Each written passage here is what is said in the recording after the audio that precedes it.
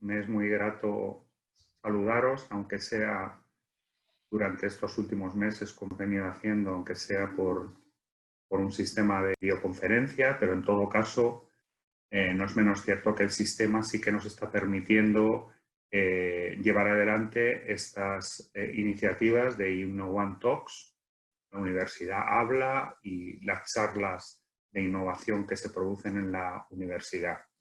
Es un programa que ya tiene 2 años y pico de antigüedad, que está siendo enormemente productivo para poner en contacto a investigadores de la Universidad Autónoma de Madrid, junto con todo lo que es el sector productivo y el impacto institucional que la universidad tiene en su entorno. Por tanto, instituciones, empresas, organizaciones intermedias, organizaciones gubernamentales, etc.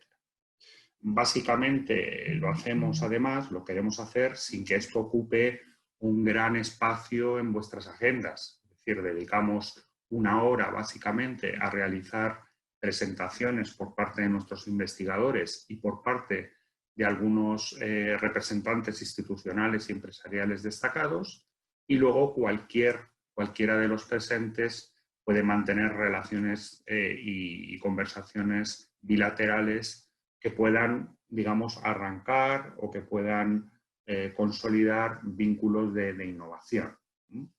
En concreto, en el día de hoy nos vamos a centrar en un tema específico, pero de enorme actualidad, como es la movilidad urbana y el uso en general del espacio público. No vamos a hablar de movilidad interurbana, nos vamos a centrar en lo que está sucediendo en la ciudad, ¿no? En la urbe, internamente, a nivel de movilidad y a nivel, como decía, de uso de espacio público.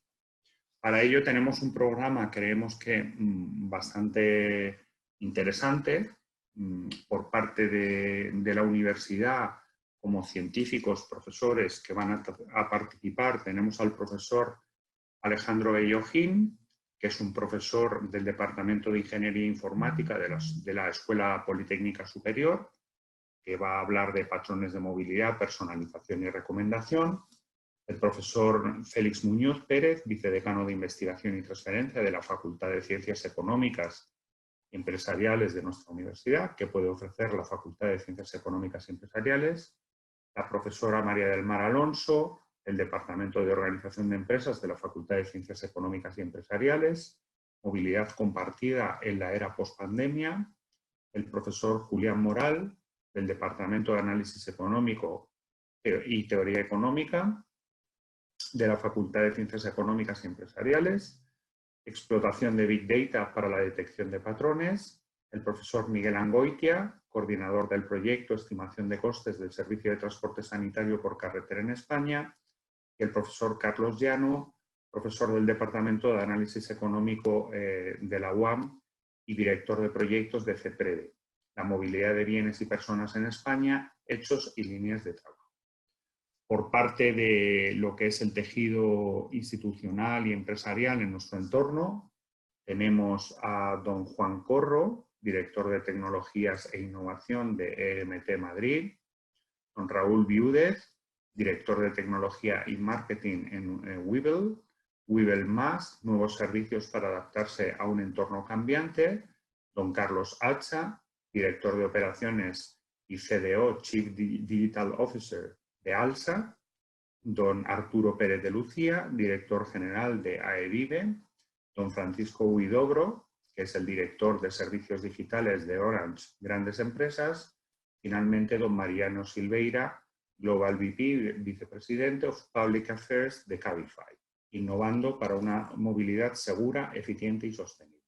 Bueno, como veis, es un programa extraordinariamente interesante por las dos partes, por la parte interna de la universidad y por lo que tiene que ver con empresas e instituciones aquí presentes, eso por un lado.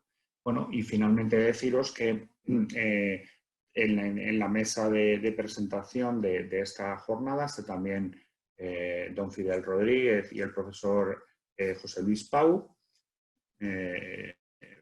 Es el director de nuestra fundación de la universidad y José Luis Pau es el director de innovación de la universidad. Decir que la presencia de Fidel es especialmente relevante en el sentido de que la fundación de la Universidad Autónoma de Madrid es la entidad que tiene la propia universidad para vehicular todo lo que son los contratos de transferencia del conocimiento. Por consiguiente, toda relación contractual de base económica que se dé entre la universidad y el exterior y la sociedad exterior se realiza a través de la fundación de la universidad. Y por tanto, como veréis, es una fundación que muy experimentada en llevar adelante este tipo de contratos y por tanto llegar a un acuerdo con la universidad y a partir de ahí lanzar un proyecto y lanzar un contrato que cubra ese proyecto es algo bastante directo y que no conlleva una gran, digamos, un esfuerzo enorme en tiempo y en recursos, sino todo lo contrario. Por consiguiente, pues os animo a que las conversaciones de innovación que van a tener lugar a partir de esta jornada, pues puedan generar proyectos que puedan productivizar y monetizar pues, todo lo que es el conocimiento disruptivo que desde la universidad generamos. Sin más, desearos un buen trabajo hoy, daros la bienvenida nuevamente a todos y despedirme y dar paso al resto de ponentes. Muchas gracias.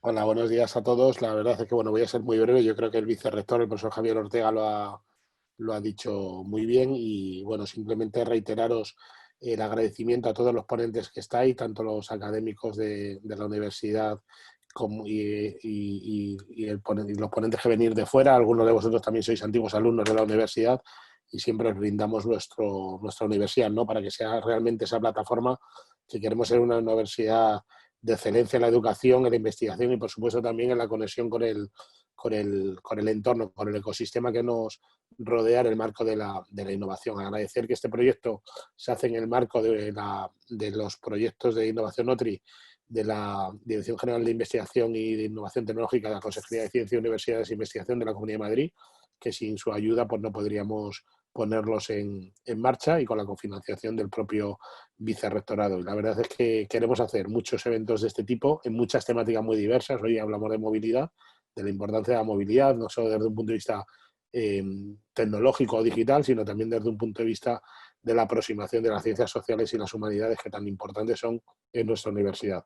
Os deseo una jornada muy, muy próspera y contar con nosotros desde la Fundación para ayudaros durante el proceso en todo lo que sea posible.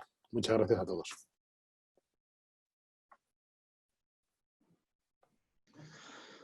Bueno, yo quería también dar la bienvenida como director de la Unidad de Innovación a todos los ponentes y a todos los asistentes. Quería agradecer especialmente a la Fundación y al CAITEC la organización del evento en una temática que nos importa a todos, que es de candente actualidad y que desde luego yo creo que todos tenemos que poner el foco en los próximos años para intentar mejorar la sostenibilidad de nuestros desplazamientos y nuestros movimientos, ya sea dentro de las ciudades o entre las mismas, ¿no?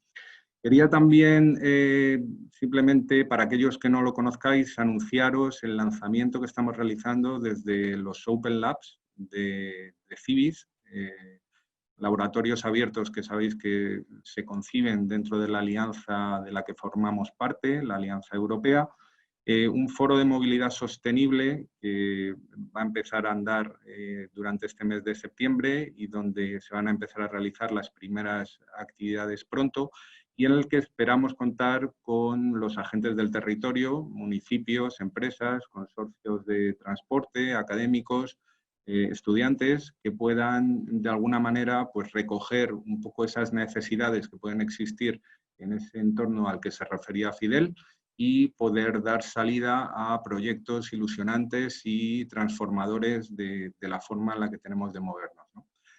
Y bueno, si tenéis interés en conocer un poco más, vamos a tener un evento el día 22 donde se presentarán los distintos proyectos lanzados en el Open Lab, donde este será uno de ellos y habrá alguna actividad más adelante también vinculada al propio foro del que esperamos dar o enviar comunicaciones en el futuro, así que os invitamos a que estéis atentos a las comunicaciones que puedan salir desde el Open Lab. Y sin más, pues nada, agradeceros vuestra presencia de nuevo y espero que la jornada pues, sea fructífera para todos. Muchísimas gracias. Sin más dilación, damos comienzo al bloque de ponencias del personal de la Universidad Autónoma de Madrid y comenzaremos con la ponencia de Alejandro Bellojín, profesor del Departamento de Ingeniería Informática de la Escuela Politécnica Superior. Adelante, Alejandro. Bueno, pues eso, mi nombre es Alejandro Bellojín, soy profesor de la Escuela Politécnica Superior, aquí en la Autónoma, y lo que quiero es contar algunos temas de investigación recientes que hemos estado haciendo en nuestro grupo de investigación y que están relacionados con la minería de datos, los patrones de movilidad de las personas y las tecnologías de personalización y recomendación. Entonces, como estoy seguro que veremos a lo largo de las charlas de hoy, existen muchos campos que estudian los datos que se generan en las ciudades. Estos datos se pueden obtener de diversas formas, bien sea a través de sensores, de bases de datos más o menos estáticas, como pueden ser los listados de las empresas que existen en una ciudad, o de los rastros que dejan las personas en redes sociales, escribiendo o subiendo fotos geolocalizadas, donde también pueden indicar si les gusta o no ese sitio. A la vez, estos datos se pueden explotar de diversas formas para crear aplicaciones o resolver tareas demandadas por las ciudades.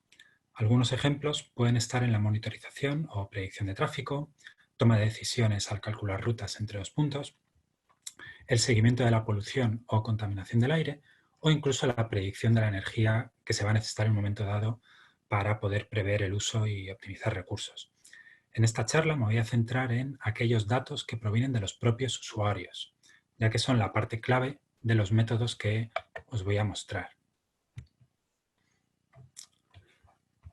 Bien, entonces, el primero de ellos es lo que se conoce como personalización, la cual básicamente consiste en mostrar información diferente a usuarios distintos. Para ello, la clave es tener en cuenta aquellos gustos o intereses que hayan sido indicados o registrados en el sistema con anterioridad. Por ejemplo, en esta diapositiva vemos un posible ejemplo de cómo respondería un buscador como Google ante una consulta sobre fútbol en inglés, bien sea porque sabe que el usuario está en Estados Unidos o porque ha mostrado interés en el pasado por fútbol americano. Al usuario de la izquierda se le mostrarían resultados sobre fútbol americano, mientras que al usuario de la derecha se le mostrarían resultados sobre fútbol.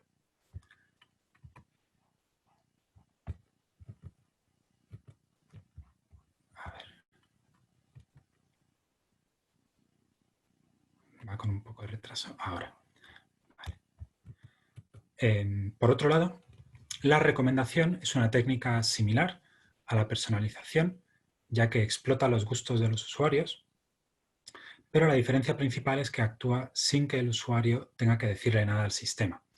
Por ello, es una herramienta muy útil cuando hay una sobrecarga de opciones, como en aquellas páginas que tienen un catálogo inabarcable tipo Amazon o Spotify. Otra ventaja es que debido a la variedad de algoritmos existentes se puede aplicar a prácticamente cualquier dominio, como en lo que vamos a ver ahora, que serían datos de movilidad.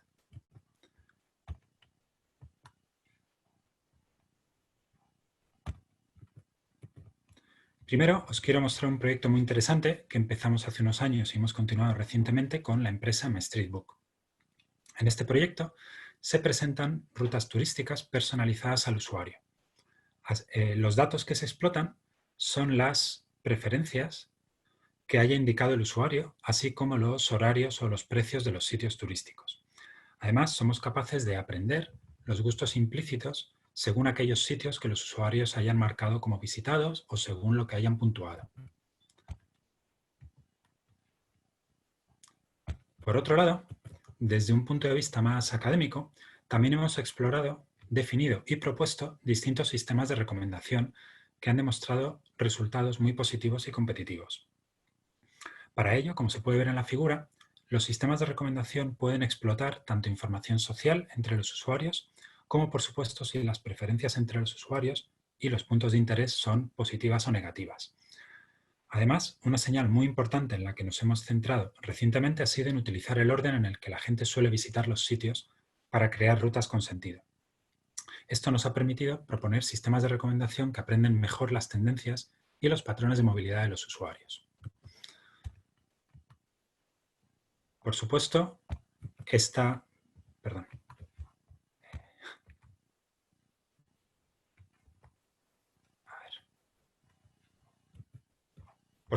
estas y otras líneas de investigación se enmarcan dentro del trabajo realizado por un grupo de investigación aquí en la UAM, cuyo nombre es Information Retrieval Group. Y solo por mencionar unos nombres, los que tenéis aquí es Pablo Castells, el líder del grupo, Iván Cantador y Fernando Díez. Es un grupo muy activo donde se defiende casi una tesis cada año y donde los compañeros doctores que no han continuado el camino más académico están trabajando en empresas tecnológicas punteras como Amazon o Google. Además, solemos tener activos siempre proyectos y colaboraciones con empresas. Quiero destacar dos ahora mismo.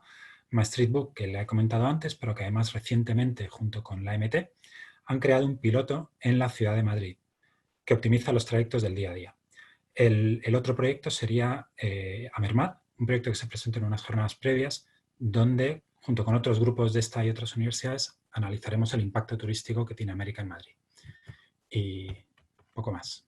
Gracias por la atención. Muchísimas gracias, Alejandro. Es el turno ahora del profesor Félix Muñoz, que nos va a hablar como vicedecano de Investigación y Transferencia de la Facultad de Ciencias Económicas y Empresariales. Adelante, Félix. Mientras tanto, bueno, me voy presentando. Soy Félix Muñoz, profesor de la Facultad de Ciencias Económicas y Empresariales y, por circunstancias de la vida, vicedecano de Investigación y Transferencia. Cuando me invitaron a participar en esta sesión, pues decimos encantados. Yo diré de contactos y entonces enrolé aquí a otros colegas como Carlos, Julián, Mar Alonso y también Miguel Angoitia, que participarán en unos momentos. Y bueno, pues por supuesto el tema es lo suficientemente importante y atractivo, y más con la que está cayendo. Como economista, pues cualquier concepto, tema o fenómeno lo podemos abordar desde el punto de vista de los análisis coste-beneficio. Movilidad está asociada a beneficios importantísimos, que son sobre todo accesos a mercados de trabajo, y bueno, por supuesto de ocio, cultura, que es fundamental. Tengo que iniciar mi vídeo. Vale. Aquí. Que es algo que se tratará seguramente en estas sesiones, y también tiene unos costes en tiempo, pues el gasto que hay que realizar en infraestructuras de movilidad, etcétera, también como contaminación y hoy día pues otro tipo de riesgos que asumimos al movernos de un sitio a otro. Ante estos retos, pues sobre todo por el lado de lo que tiene que ver con los costes, se puede actuar desde dos perspectivas. Una de ellas es limitar la movilidad. Bueno, en el caso de emergencia, por ejemplo, cuando tenemos un pico de contaminación, pues puede ser importante. Pero históricamente, y desde luego que es el tema que se va a tratar aquí, la forma más interesante y más racional de abordar el tema de la movilidad, yo creo que es el uso de la tecnología. En la presentación anterior, pues ya se ha puesto un ejemplo, pero se van a poner más a continuación. Bueno, esto como prolegómeno al tema que nos ocupa aquí. Voy a pasar la diapositiva, creo que hay que darle en algún punto. Ahí está. Sin embargo, mi comparecencia aquí es en calidad de vicedecano. Y entonces lo que se me pide, y es lo que voy a hacer lo más brevemente posible, utilizo mi contacto y estoy, por supuesto, a vuestra disposición, es qué recursos son los que podemos ofrecer como facultad. Bueno, primero de todo, vaya por delante que, como no puede ser de otra forma, nosotros lo de la transferencia, la colaboración, universidad, empresa, organismos públicos, privados, etcétera, pues lo vamos, como se dice ahora, en el ADN, es decir, nosotros esto no lo creemos y es por lo que apostamos. Por supuesto, los recursos que disponemos como comunidad pues son de los tres tipos que he visto antes: recursos humanos, recursos organizativos y recursos físicos. Los recursos humanos, por supuesto, son los más importantes. Nuestra facultad tiene más de 300 profesores investigadores, de ellos más de 200 a tiempo completo, y bueno, pues organizamos todo tipo de programas de estudio, pues de grado, de máster y, por por supuesto, de doctorado. Tenemos un doctorado en Economía de Empresa general, pero también tenemos otro en Economía y Gestión de la Innovación, que trata también temas como los que nos convocan aquí. Por supuesto, como facultad, pues publicaciones, proyectos de investigación, como se va a presentar aquí alguno, todo esto se puede consultar en la memoria de la página web de la facultad. Pero lo que es más importante desde el punto de vista de esta reunión es la transferencia. Bien, la transferencia es algo que estamos recuperando y tratamos de impulsar, como veremos ahora en breve en la siguiente diapositiva, también de la perspectiva estratégica y como organización, y que, por ejemplo, en el año pasado pues, ha dado lugar a 28 contratos de artículo 83, y otro tipo de organismos, por más de €500.000. Bueno, €500.000 en 2018. Más de €500.000 puede parecer mucho dinero, pero entendemos que para una institución, un centro como el nuestro, pues debemos ser más ambiciosos.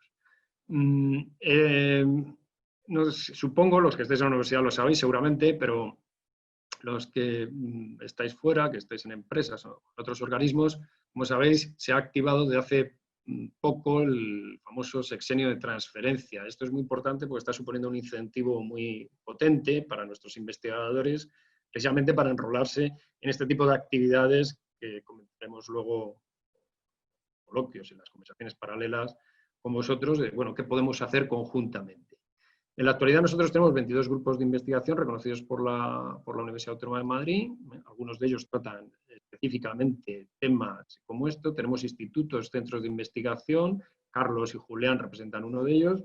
Y, por supuesto, pues esto está al servicio de la sociedad. Y el servicio de la sociedad incluye a nuestros estudiantes, por supuesto, pero también las empresas y también los organismos públicos y oficiales. Bien, en lo que se refiere a recursos, o lo que vengo a denominar recursos organizativos, es la siguiente diapositiva. Vamos a ver. Me dice que esto va con flechas. Bien. Nosotros hemos generado muy recientemente, no llevamos ni un año, una unidad muy interesante con el apoyo del Servicio de Investigación y los vicerrectorados de Investigación y de Innovación.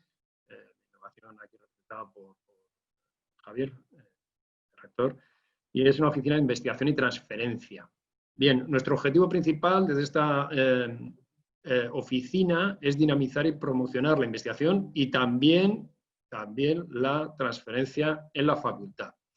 Bueno, aparte de colaborar muy estrechamente con los servicios de investigación y con la fundación, en este caso por Fidel y por Iván, tal, y de dar una visibilidad interna y externa a las actividades nuestras, pues lo que trata de ser es una especie de hub, ¿no? Es una especie de decir, bueno, yo quiero interactuar con un grupo de investigación, con un proyecto, o quiero encargar un proyecto con la facultad, con personas que están en la facultad, ¿a quién me tengo que dirigir? Por supuesto, administrativamente y legalmente todo eso tiene un cauce, pero entendemos que el disponer de una oficina de este tipo facilita mucho las cosas, porque simplemente, oye, mira, yo pregunto a la oficina de investigación y ya me informáis de todo, ya me decís, o incluso os podéis encargar de que todas estas cosas queden perfectamente vehiculadas y rompamos así esa especie de coste muchas veces psicológico, pero también en tiempo, que es, bueno, ¿y qué papeles hay que hacer? ¿Cómo tenemos que proceder? ¿Cómo identifico yo a los investigadores? ¿Con quién tengo que hablar? Bueno, pues todo esto es algo que ahora mismo como facultad lo tenemos bastante organizado, está en pleno proceso de rodaje y creemos que va a ser pues, una facilidad enorme para comunicarnos pues, con la sociedad y con el tejido empresarial. Y por último, lo que tenemos, la última ya diapositiva, son también a vuestra disposición pues una serie de recursos físicos. Tanto la oficina como las cátedras que tenemos de colaboración de la UAM, pues con Accenture, por ejemplo, pero también con otras instituciones. 2 startups que tenemos, archivos, aulas especiales, salas de reuniones, etcétera. Todo esto también le estamos dotando de un espacio físico, que es un módulo de nuestra facultad, que es el módulo 15, que alberga también esta oficina de investigación. De manera que, como facultad, visibilizamos no solamente por las páginas web o por la comunicación que podamos tener, como por ejemplo en eventos como este, sino que además disponemos de un espacio físico, estamos hablando de más de 1000 metros cuadrados, que se añaden a los que proporciona la propia universidad, ¿no? Las incubadoras, el parque científico, etcétera, etcétera. Entonces yo simplemente lo que os quería transmitir es que aquí tenéis la Facultad de Ciencias Económicas y Empresariales como parte de la Universidad Autónoma de Madrid a vuestra disposición para lo que entendáis que podamos emprender o por lo menos consultar o charlar sobre ello. Y nada, pues quedo a vuestra disposición y yo con esto doy por terminado mi intervención. Creo que me he pasado los 5 minutos. Disculpad. Muchas gracias, Félix. Sí, es cierto, es importante que estemos muy bien alineados con esa oficina de investigación e innovación, como sin duda seguro que ocurre. Es el turno ahora de la profesora María del Mar Alonso, que es del Departamento de Organización de Empresas de la Facultad de Ciencias Económicas y Empresariales. Buenos días a todos, muchas gracias por invitarme a este evento. Yo solamente quería compartir hoy unas pequeñas pinceladas de unos proyectos que estamos desarrollando dentro de un marco más grande, más amplio, que tiene que ver con la economía circular. Para nosotros la economía circular, debajo del paraguas de la economía circular, hay un montón de modelos de negocio y de modelos de comportamiento, entre los cuales estaría todo lo relativo a la economía colaborativa. En este caso, lo que tiene que ver con la movilidad compartida. Nosotros en la actualidad estamos desarrollando 3 proyectos, uno a nivel nacional y 2 a nivel internacional, entre los que se encuentran, pues como digo, el proyecto nacional orientado a retos de la sociedad con innovación y economía circular en el sector de servicios, y 2 europeos con diversas universidades, lo que nos ha permitido tener una red de contactos muy grande, estar trabajando con muchas universidades y tener un poco la idea de lo que está ocurriendo en toda Europa. Además, yo personalmente estuve 6 meses investigando en Alemania sobre los temas de movilidad compartida, porque como sabéis, la movilidad compartida surgió como un modelo para poderse mover entre los diferentes núcleos urbanos alemanes en la década de los 80. Alemania es un país que aunque no tiene mucho territorio, tiene grandes ciudades, pero unas ciudades no tan pobladas como por ejemplo puede ser Madrid, pero luego tiene muchos pequeños núcleos. Entonces era necesario, y el transporte público tradicional, tal y como lo conocemos, no podía llegar a todos los sitios. Entonces pusieron en marcha una serie de iniciativas de movilidad compartida, que eso se fue extendiendo a las universidades, a núcleos urbanos entre vecinos, entre ayuntamientos, etc. Y eso ha quedado como un reducto muy importante que sigue funcionando allí entre las diferentes comunidades y que forman parte, en muchos casos, incluso de la movilidad que se proporciona dentro de las empresas, pero también dentro de los ayuntamientos. En la actualidad en Madrid, la movilidad compartida, Madrid se ha convertido en el hub de movilidad compartida más grande de Europa. Creo que aquí hay empresas que van a estar representadas que pueden contar esto mucho mejor que yo. Pero bueno, nosotros sobre todo lo que nos hemos enfocado es en saber cómo las personas, los ciudadanos, utilizan estos sectores, qué beneficios encuentran, qué barreras, con el ánimo de entender cómo estos nuevos modelos de negocio están funcionando, los beneficios que aportan y cómo pueden contribuir a la sostenibilidad dentro de la ciudad. Así tenemos varias publicaciones y, como os digo, estamos participando en varios proyectos y estamos realizando algunos experimentos en los cuales pues, estamos viendo que principalmente hay 2 partes importantes a la hora de analizar cómo se utilizan estos elementos de movilidad compartida. Por una parte es muy importante la confianza y utilidad que proporciona la propia plataforma. Y luego la confianza y utilidad que proporciona el servicio. En este tipo de modelos de economía colaborativa muchas veces solamente se analiza la empresa en sí misma, pero no es en sí misma eso, sino que se necesita analizar los diferentes elementos. Y así nos estamos encontrando que efectivamente hay algunos usuarios que piensan que la plataforma funciona muy bien y el elemento muy mal o viceversa. Pero en términos generales y como también nos pueden informar las empresas, por ejemplo en Madrid se ha pasado de muy pocos usuarios a más de 300.000 usuarios y y no solamente eso, sino de empezar a operar una sola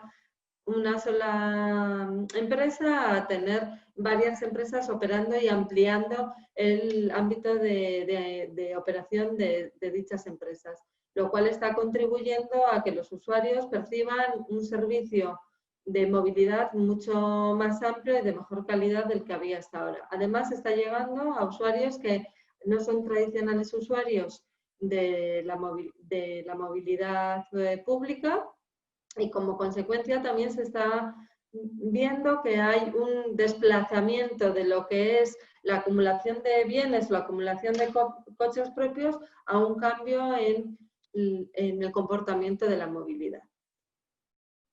Bueno, como estas presentaciones son muy breves, nosotros simplemente queríamos poner de manifiesto que tenemos experiencia en este análisis, que podemos ayudar tanto a las empresas como a las administraciones públicas a medir cuáles serían las necesidades, comportamientos, rutas, formas de uso, etcétera, que sus ciudadanos o su ámbito de actuación podrían necesitar, y que muchas gracias de nuevo, reitero, por la invitación y estoy a su disposición para lo que necesiten.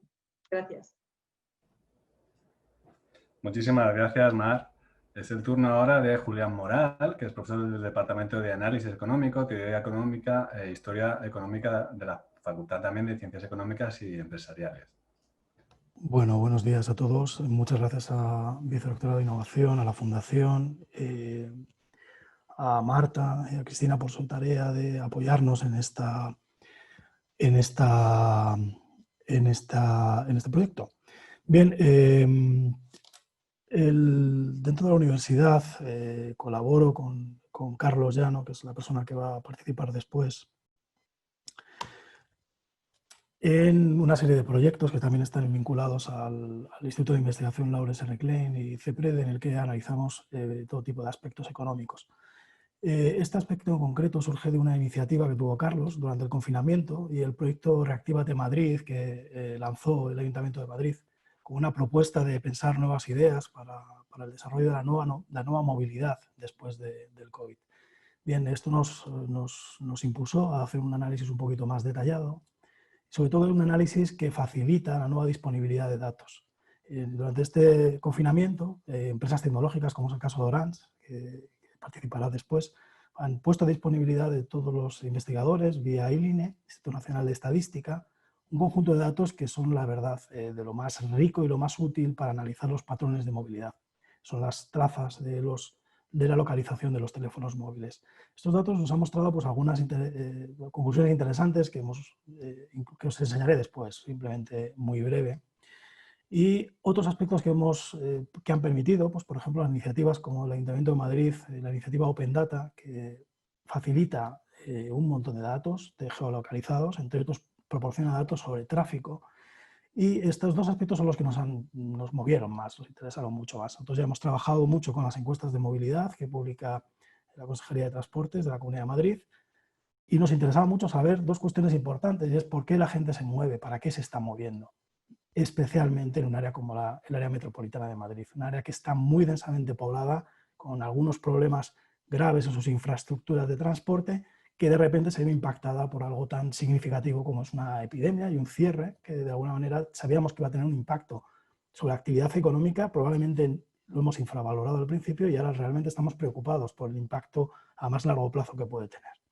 Bien, lo que hemos aprendido en este estudio, en este proyecto, es que la movilidad en Madrid es un fenómeno muy complejo. No es un modelo centro-periferia, ni es un modelo de A a B y me muevo de A a B y vuelvo. No, es mucho más complicado.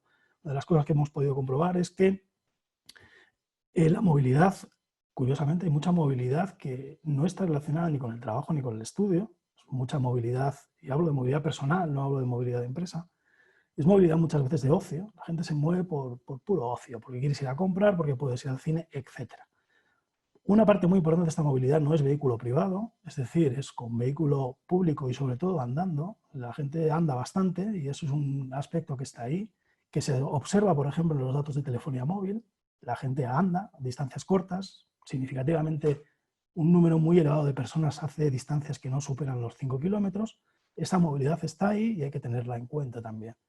También hemos podido analizar pues eso, los principales motivos de desplazamiento y los que nos interesan. Fundamentalmente tenemos bien caracterizados los motivos de desplazamiento personal, el commuting, el desplazamiento que hace la gente de su casa a su trabajo.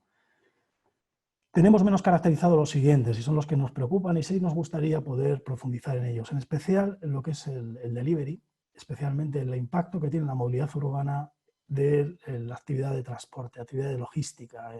Empresas como Amazon, los servicios de distribución de comida están impactando mucho en la movilidad de la ciudad y esto es una información que actualmente con los datos que tenemos disponibles libres no podemos profundizar en ella.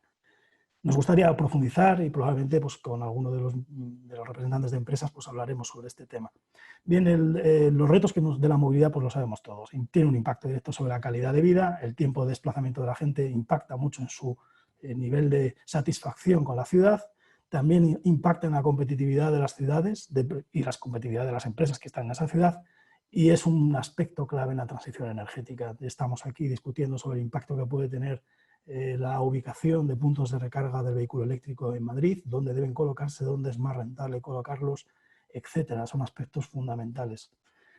Bien, me estoy enrollando mucho, me vais a disculpar. Bien, lo que os voy a enseñar es dos bases de datos fundamentales que hemos estado analizando. La primera de ellas es la movilidad de las personas conforme a los datos del registro de telefonía móvil proporcionados por todas las empresas tecnológicas, Orange, Telefónica, Vodafone, en el que podéis ver, por ejemplo, en el gráfico a la izquierda es la movilidad habitual y en la derecha es la movilidad del COVID durante la etapa de encierro. Veis que es un impacto brutal. Bien, esto es evidente. Ya sabíamos todos que iba a pasar esto. Lo que es más relevante es el análisis fino que nos proporcionan estos datos, como por ejemplo las zonas con salidas netas de personas y las zonas de Madrid donde hay una entrada neta de personas. En el gráfico de la derecha está la zona de entrada y veis identificados algunos puntos que se ven evidentemente rápido.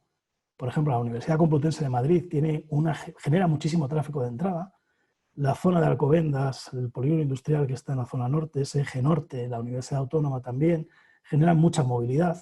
Y toda esa movilidad, esos destinos, fundamentalmente tienen orígenes, en el gráfico de la izquierda lo podéis comprobar, en la zona sur de Madrid, en el corredor de Lenares y algo en la zona norte.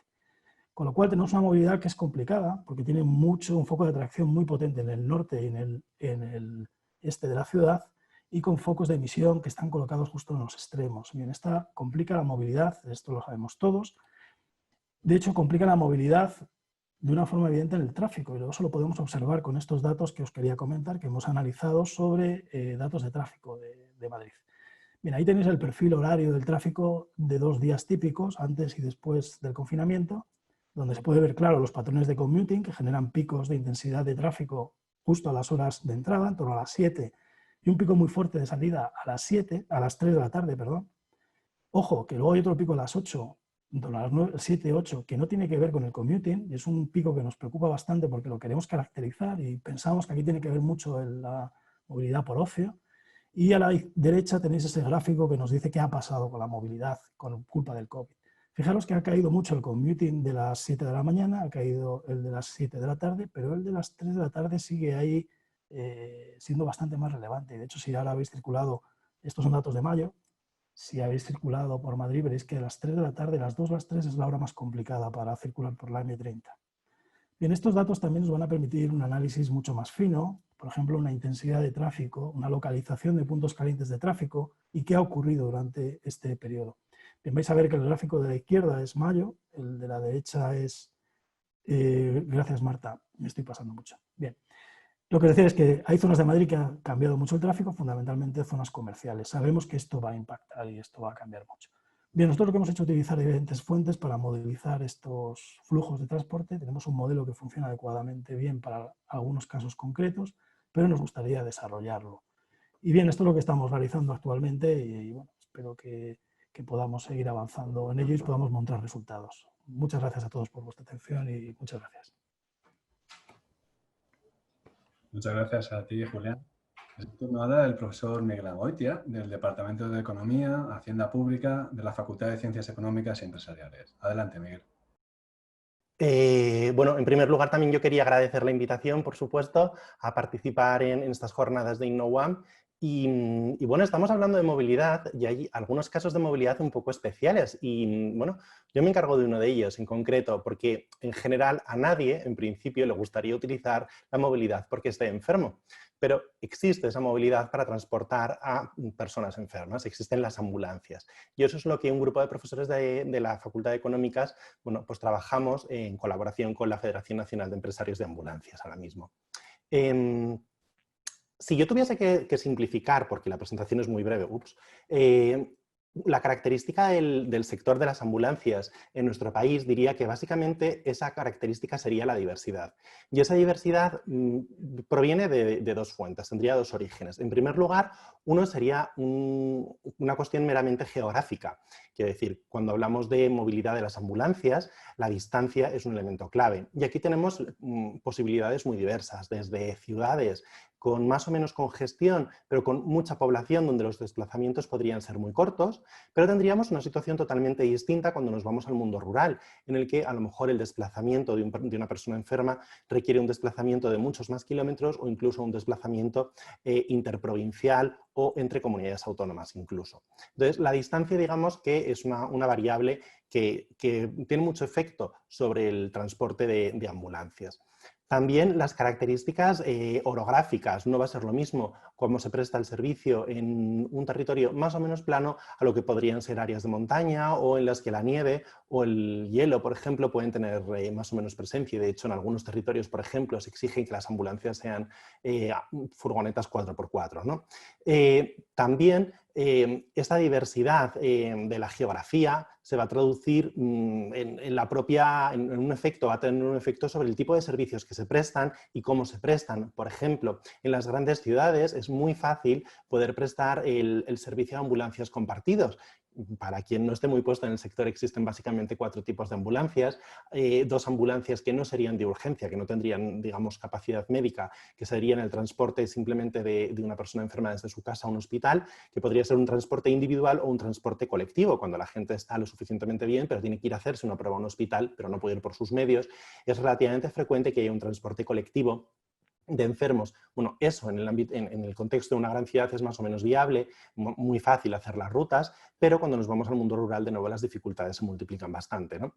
Luego existen, no lo he dicho, otros 2 tipos de ambulancias que sí que tienen soporte vital, ya sea básico, que serían lo que se denominan ambulancias T, o avanzado, que serían más o menos los UIs móviles, por simplificar mucho. La diversidad no solamente proviene de lo que es la geografía o la orografía, también viene de algo que es mucho más fácil de controlar, como vendría a ser la normativa. En España existe un Real Decreto del Ministerio que regula lo que es la prestación del servicio de ambulancias y existe también normativa UNE, lo cual, bueno, pues en principio uno podría decir, bueno, pues existe un marco común que podría ser suficiente para que la prestación fuese más o menos homogénea. Pero sintiéndolo mucho, esto no es así, porque cada comunidad autónoma tiene su propio desarrollo legal, desarrolla sus propios pliegos para las licitaciones, que pueden llegar a ser, incluir cláusulas kafkianas, por ejemplo, regulando hasta en qué lado de la furgoneta tendría que estar el tubo de escape, por ejemplo. Y luego, mención aparte, tienen los convenios colectivos, donde ya la normativa se dispersa muchísimo y llegamos a tener no solamente convenios colectivos a nivel autonómico, sino que incluso en alguna comunidad autónoma llegan a ser hasta provinciales. Esto hace que la diversidad sea, ya digo, uno de los rasgos fundamentales de este subsector y lamentablemente esta diversidad va a tener un efecto importante tanto sobre la calidad de prestación del servicio como evidentemente sobre el coste. ¿Qué es lo que hacemos nosotros en la universidad? ¿Qué hacemos en la facultad en relación con el transporte de las ambulancias? Bueno, pues nosotros lo que hemos hecho, un grupo de profesores del Departamento de Matemáticas, del Departamento de Organización de Empresas, junto con la Federación Nacional de Empresarios de Ambulancias y un socio tecnológico que es el que hace el desarrollo, digamos, de una aplicación en Internet, lo que hemos hecho es una herramienta para estimar el coste del servicio del transporte sanitario por carretera, abreviado ECOSAM. Que, bueno, además tenemos un patrocinador que es Mercedes en este caso, ¿no? ¿Y qué es lo que conseguimos o qué es lo que queremos hacer con esta herramienta? Bueno, lo primero, esta herramienta lo que va a hacer es, lógicamente, lo que hace su nombre, estimar el coste de prestación del servicio de las ambulancias. Esto es importante, quiero decir, no se puede prestar adecuadamente un servicio si no se tiene conocimiento del coste que supone. Además, esta aplicación está previsto que se acredite por parte de las administraciones públicas competentes, ya sean las consejerías de salud, el Ministerio de Sanidad o el Ministerio de Fomento, son varias. Y además, perdón, que he perdido la pantalla. Y además, perdón, ¿estoy? No sé si estoy. Sí, estoy, perdón. Y además, bueno, una vez ya tengamos la acreditación por parte de las autoridades, el objetivo final que perseguimos es lograr una mejora en la prestación del servicio. Este es prácticamente la piedra fundamental por la cual se crea la aplicación, como una petición de la Federación Nacional de Empresarios de Ambulancias para lograr reivindicar mejoras en la prestación del servicio ante la Administración. Para que nos hagamos una idea, es importante conocer los costes y el efecto de varias medidas con los costes. Posiblemente a muchos nos suene que estamos en época de pandemia y que hay que extremar la limpieza. Obviamente esto en el caso de una ambulancia es mucho más importante todavía, ¿no? Quiero decir, el transporte de personas enfermas y sobre todo si tienen alguna infección contagiosa ya todavía mucho más, pues requiere bastante precaución. Para que nos hagamos una idea, si nosotros cogiésemos una ambulancia que estuviese circulando 8 horas al día durante el periodo diurno, los 7 días de la semana dentro de lo que es la modalidad urgente de ambulancias, y esta ambulancia tuviese un conductor y un camillero, y destinásemos 30 minutos más a la operación de limpieza de la ambulancia, aproximadamente el coste de prestación de esta ambulancia, o lo que vendría a ser el coste anual, se incrementaría entre un 5,33% y un 11,43%, algo que a priori podría parecer tan nimio. Bien, por supuesto, los pliegos que están saliendo para contratar nuevos servicios de ambulancias no tienen en cuenta esta realidad, ¿no? Entonces, difícilmente se podría prestar un servicio adecuado si el coste que se está reconociendo por ese servicio no lo es. Entonces, esta es un poco la filosofía que tiene nuestro proyecto. Vamos a estimar adecuadamente estos costes de una forma objetiva y vamos a ponerlos a disposición de las dos partes implicadas, administración contratante y empresas contratadas, para mejorar lo que es la prestación de este servicio que se vincula, bueno, pues a lo que es la guinda de la sanidad en España. Y bueno, esto sería todo por nuestra parte. Muchísimas gracias por la atención y estamos a vuestra disposición. Muchas gracias a ti, Miguel, por la presentación. Es el turno ahora de Carlos Llano, que es profesor del Departamento de Análisis Económico de la Facultad de Ciencias Económicas y Empresariales. Adelante, Carlos. Sí, que hay, buenos días. Muchísimas gracias por la organización del evento y por darme opción de compartir con vosotros parte del trabajo que estamos haciendo. Mi enfoque es un poco más macro, viene a complementar un poco lo que se ha presentado principalmente por parte de Julián, y voy a incidir en la movilidad, pero no solo de personas, sino también de bienes, que como ha aparecido, digamos, en la presentación de Julián, está interactuado. Lo vemos cuando hablamos de Last Mile Revolution, como cuando las personas dejan de moverse para ir a comprar, es la empresa la que se mueve buscando a la persona. Es decir, los flujos de bienes y personas están relacionados. En concreto, la estructura de la presentación tiene dos partes, iré muy rápido. Primero, centraré mi atención en los análisis que estamos haciendo dentro del proyecto C-Interreg en relación a la movilidad de bienes. Luego mostraré unos pequeños resultados de una investigación muy pequeña que hemos hecho en relación a la movilidad de personas post-COVID y luego presentaré algunas líneas de trabajo actuales.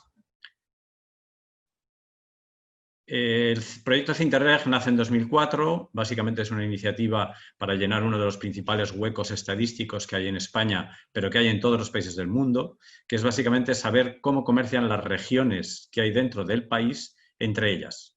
Sabemos más del comercio internacional que del interregional y, sin embargo, la intensidad de comercio de bienes dentro de nuestras fronteras es muchísimo más grande. Por eso fuimos capaces de atraer la atención de varias comunidades autónomas. Ahora tenemos 8 comunidades autónomas apoyando el proyecto, pero antes de la primera de las crisis del 2008 llegamos a tener 11, es decir, es un proyecto que les interesa mucho.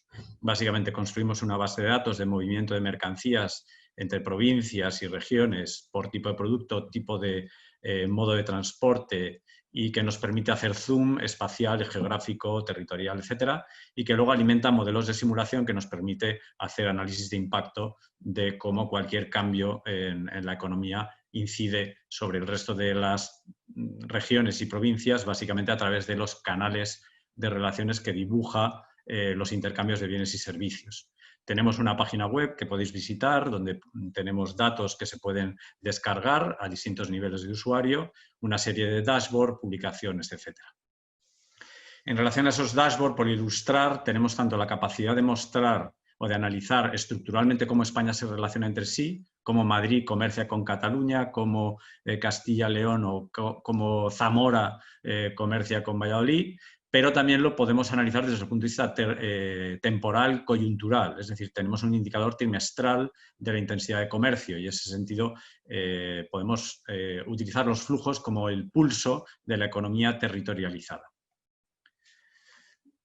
Uno de los temas que estamos entrando ahora, y que esto es totalmente novedoso, este gráfico no lo ha visto nadie salvo vosotros, es un dashboard en el cual desagregamos el comercio internacional detallando la región de origen y de destino en Europa, que se transporta a través de carretera. Ahí lo que utilizamos mezclamos datos de comercio con datos de transporte y nos permite saber cuál es la intensidad de comercio en las regiones de destino, algo que es desconocido a nivel mundial, desde luego a nivel europeo, para el comercio dentro de la Unión Europea. Y por tanto las comunidades autónomas están siendo muy receptivas a este tipo de análisis. Estas serían las importaciones. Desde el punto de vista de la movilidad de personas, más allá de los flujos de bienes, nosotros utilizamos los movimientos de personas como indicador de los flujos de servicios. Y los flujos de servicios son el 60% de la economía. Por lo tanto, por muy detallado que tengamos el comercio de bienes, si no tenemos igualmente detalladas las interrelaciones regionales basadas en servicios y, por tanto, fundamentadas sobre los movimientos de personas, pues estamos perdiendo una gran cantidad de relaciones territoriales.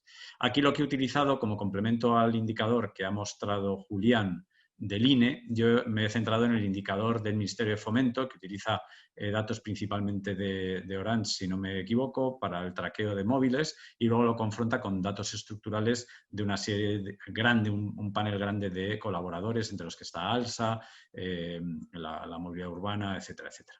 Bueno, pues aquí lo que queríamos mostrar es cómo los flujos intraprovinciales antes y después del COVID han sufrido la merma, ¿no? Y vemos cómo aquí nos centramos en los flujos intraprovinciales en porcentajes sobre el nivel pre-COVID, y aquí estamos viendo el día pico de la primera ola de contagios, que fue el 24 de marzo, y vemos que en general bajamos a un 44% en la intensidad de flujos, pero que en comunidades autónomas, en provincias como Madrid, llegamos a un 33% de la movilidad intra.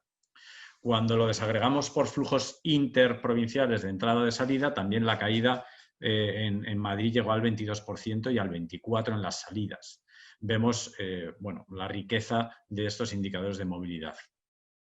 Luego hemos visto también el análisis de cómo ha sido este proceso de movilidad de personas en flujos intraprovinciales y en flujos interprovinciales de entrada y salida, teniendo en cuenta la desescalada, básicamente el 11 de mayo y el 11 de junio, que fue el último día disponible para los datos en el momento que publicamos esta investigación, pero que he visto hoy mismo que lo tenemos actualizado hasta septiembre. Es decir, este es más allá de los indicadores que está dando Google, que está dando Facebook, etcétera, este es un proyecto muy potente del Ministerio de Fomento que complementa al del INE y que permite reconocer cómo va la marcha de la economía según la marcha de la movilidad. Líneas de trabajo que tenemos ahora mismo en marcha, básicamente profundizar en el ámbito de los flujos de bienes, adentrarnos en ese mundo del nowcasting. La humildad nos lleva a no ser capaces de predecir, pero sí de saber lo que está pasando a tiempo real con una escala de datos geográfica y temporalmente muy baja, como los que ha mostrado Julián, y ser capaces de estimar el PIB de una comunidad autónoma, de un ayuntamiento, a partir de los indicadores de movimiento. Ser capaces de predecir el impacto medioambiental conectando los indicadores de CO2 en tiempo real con los de tráfico en tiempo real, con los de movilidad que tenemos estructuralmente capturados en estos proyectos. También hacer lo mismo a nivel de servicios, ser capaces de conectar todas las comunidades autónomas con matrices de origen-destino de intensidad de flujos por sectores, meter esto en modelos de simulación que nos permitan ahondar en el impacto territorial de cualquier cosa que ocurre en una provincia de España. Y recientemente hemos ganado un proyecto europeo muy potente de 2 años, en el que estamos 8 instituciones europeas del máximo nivel, en el que nos han pedido que hagamos esto, pero para todas las regiones de Europa. Y lo vamos a hacer estimando y analizando y simulando los flujos de bienes, servicios, personas, capitales y conocimiento. Patentes, colaboraciones en generación de proyectos público-privados, etc. Bueno, pues estas son las líneas. Estamos a vuestra disposición para colaborar, tanto desde el punto de vista académico, desde la facultad, como más de transferencia a través de CEPREDE, Instituto Klein, etc. Muchas gracias. Muchas gracias, Carlos. Muchas gracias a todos los profesores que habéis participado en este primer bloque.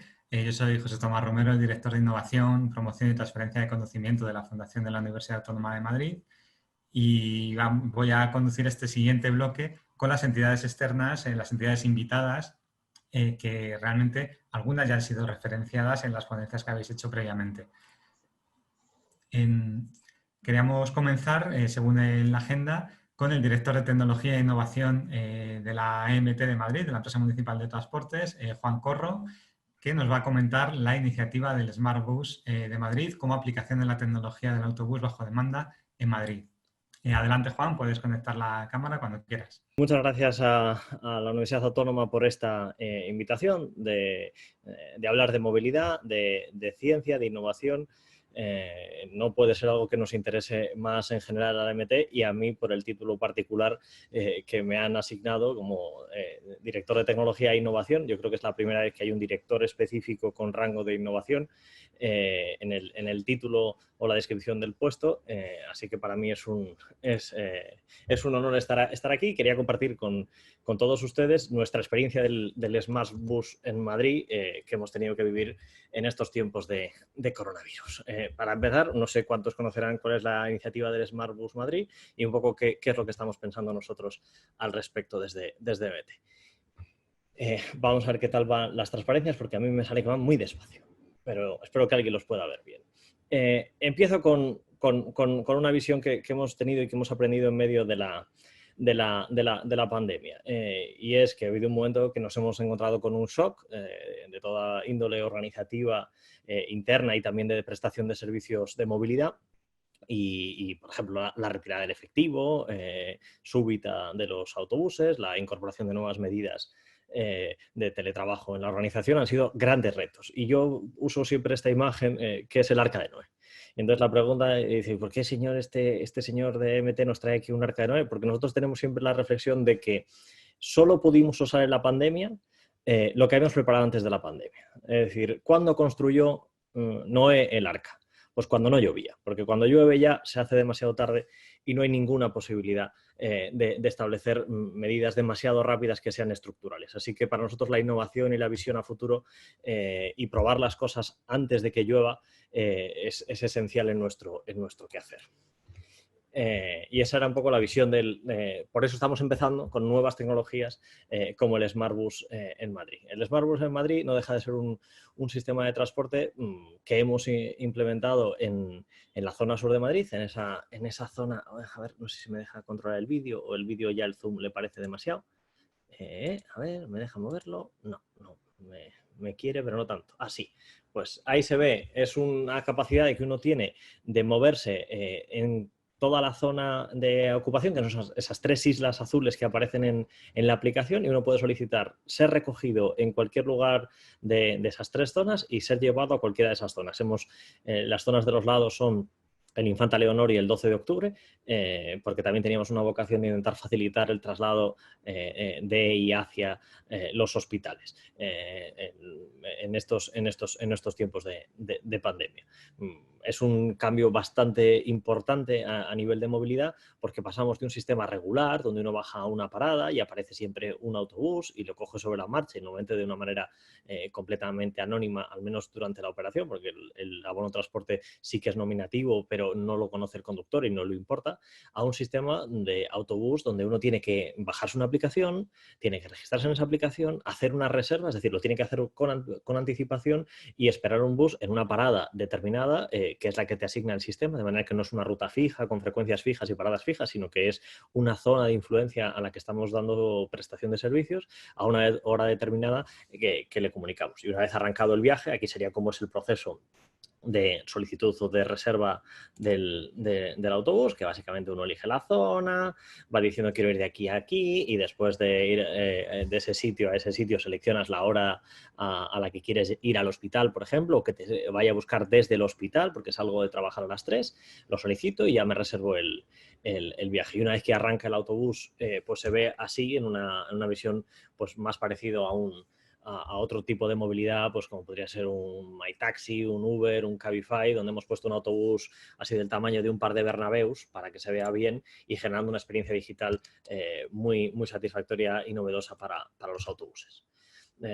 Pues a nosotros sobre todo, por compartir algo de nuestra experiencia, es la dificultad del reto operativo, porque para hacer esto, para dar algunos números rápidos, hemos tenido que formar prácticamente a 100 personas en MT, incorporar tecnología a bordo de los autobuses, porque los autobuses normalmente no navegan, el conductor está asignado a una línea fija y siempre va en la misma línea que se sabe de memoria, y ahora es cada viaje, el conductor tiene una ruta distinta que seguir, entonces tenemos que poner tecnología a bordo que no teníamos, en este caso un navegador y una gestión. Tenemos que cambiar nuestro modelo de atención al cliente. Nosotros tenemos una oficina de atención al cliente, de atención a los usuarios y a los viajeros de MT, que tenemos muy poquitas reclamaciones con respecto al conjunto de viajeros que utilizan MT. Si nosotros en un año normal teníamos 400 millones de desplazamientos, pues en nuestro centro de atención telefónica tenemos un número muy reducido. Aquí ya empieza a ser una atención muy personalizada donde cada viaje genera obligaciones y requisitos operativos bastante importantes e incluso hemos tenido que incorporar una herramienta nueva o una división nueva de validación de rutas para que no nos meta el autobús por las calles que no debe. Entonces es un sistema donde nos está, por trasladar un poco más, tenemos uno que reservar la aplicación, nosotros validamos la ruta, enviamos la ruta al autobús para que el conductor sepa cuál es la ruta y luego vamos informando al usuario por SMS y por notificaciones en la aplicación para decirle cuándo se va a acercar al destino y luego el seguimiento y control de la operación. Mucho más que lo que estamos haciendo en otras dimensiones. Yo no sé por qué esta se ha colado. Esto es un ejemplo de, oye, pues viene el autobús, validamos con QR gracias a que lo tenemos, otra vez el Arca de Noé, y uno va a abrir la aplicación y ya podemos hacer el reserva con el móvil y ya una vez que se ha subido al autobús, pues te aparece la ruta a destino y la hora estimada de llegada, con una experiencia digital muy provechosa. ¿Cómo vemos el transporte a demanda? Por acabar con una reflexión y con otra imagen. Empezábamos con la imagen del Arca de Noé y querría acabar explicando lo que nosotros vemos de este autobús a demanda, de este autobús digital, de este autobús inteligente, el Smartbus Madrid DMT. Lo vemos nosotros como un microondas. Y algunos se preguntarán, me lo preguntan cuando uso esta imagen, un microondas, un autobús inteligente, este señor se ha puesto, no está muy bien. Entonces yo no sé si recordarán todos ustedes lo que pasaba cuando sacaron los primeros microondas, que tenían grill, no sé cuántos mecanismos, libro para cocinar con el microondas y parecía que íbamos a quitar el horno, que íbamos a quitar los fogones, porque con el microondas lo íbamos a resolver todo y la cocina iba a ser solo el microondas. Y bueno, la verdad es que los hechos no han acompañado esa promesa y el microondas, pues hombre, para todo eso no sirve para calentar la leche, y para calentar la comida y para poco más. Pero todos tenemos un microondas en casa, con lo cual algo de valor tiene que entregar y nosotros vemos este transporte inteligente de demanda como esa pieza nueva que parece que lo va a revolucionar todo y que luego será mucho más humilde el lugar que tiene, pero que tenemos que encontrar un lugar en nuestra cocina, en este caso, en el conjunto, en el mix de soluciones de movilidad. Y esto es lo que queríamos compartir con todos ustedes y espero haber estado en tiempo. Muchas gracias. Muchísimas gracias, Juan. Bueno, ya sabéis, contad con la Universidad Autónoma para construir nuevas arcas y nuevos microondas, ¿por qué no? Muchas gracias por la intervención. Continuamos con el director de Tecnología y Marketing de Webull, Raúl Viudet, quien nos va a hablar de Webull+, nuevos servicios para adaptarse a un entorno cambiante. Adelante, Raúl, puedes activar cámara cuando quieras. Buenos días. Lo primero de todo, agradecer la invitación de la universidad. Y la verdad es que es un lujo escuchar las charlas que es una pena que sean 5 minutos, entiendo que es lo razonable para que podamos participar todos, pero la verdad es que muy interesante todo y espero que voy a estar al tanto porque me gustaría estar al corriente de muchos estudios que se están haciendo porque me parecen muy interesantes. Nosotros, bueno, voy a contar un poco la historia de Webull. Me ha encantado el ejemplo que ha puesto Juan del Arca porque justo lo que os vengo a contar yo es cuando estábamos en plena lluvia, ¿qué íbamos a hacer? O sea, decimos, está lloviendo a mares, hay algo que hacer aquí. Intentamos imaginar cómo iba a ser, qué iba a pasar después de que dejara de llover y eso fue un poco lo que intentamos, adaptarnos en estas circunstancias en las que nos había tocado vivir. Entonces, bueno, empiezo contando un poco Webull porque, aunque imagino que estoy viendo que a lo mejor no está cambiando. Bueno, os cuento un poco Webull. Webull nace de la participación, de la colaboración de dos grandes compañías, de Kia y de Repsol. Tiene una participación al 50% cada una de ellas. Y bueno, pues fuimos el cuarto operador que salimos al mercado y rápidamente vimos que teníamos que hacer alguna cosa novedosa, que esto siempre me gusta contarlo porque nosotros, en nuestro claim inicial era Webull más allá del car sharing.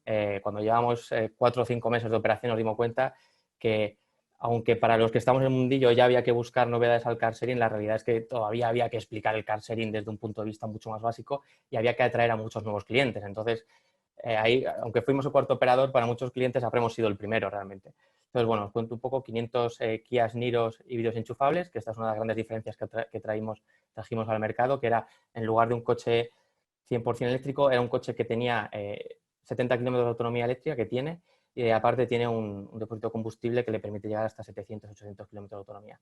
A día de hoy ya tenemos más de 170.000 clientes, hemos hecho 1,5 ya millones de viajes y prestamos servicio en la ciudad de Madrid, dentro de la M30 y algunas zonas más allá de la M30, y luego además en Alcobendas, Alcorcón, Majadahonda y Pozuelo. Bueno, pues como os comentaba, en el confinamiento dijimos, bueno, vamos a imaginar cómo va a ser la movilidad o qué van a desear los usuarios justo cuando volvamos del COVID, ¿no? Porque en algún momento íbamos a volver a la normalidad. Y bueno, a pesar de la imaginación que nosotros le dimos, directamente nos fuimos a preguntar a los clientes y aprovechamos el tiempo en el que además pensábamos, bueno, está todo el mundo en su casa, es más fácil que no cojan el teléfono. Así que empezamos a llamar a los clientes y a hacer encuestas masivas y les empezamos a preguntar, oye, ¿cómo te imaginas después? ¿Cómo va a ser esto? ¿Vas a coger el coche? ¿No vas a coger? ¿Tú eres usuario de CarSharing? ¿Vas a seguir siéndolo? ¿Te transmite más confianza? ¿Te transmite menos? ¿Te has pensado comprar un coche? No sé, tuvimos una conversación. Y más allá de los resultados cuantitativos, que ahí pongo un poco, el 75% de los usuarios estaban dispuestos a seguir usando el car sharing, en la conversación salieron esos valores cualitativos, esa parte más de, bueno, sí, lo cogeré, me parece, pero me gustaría estar seguro que va a estar limpio, la higiene, etc.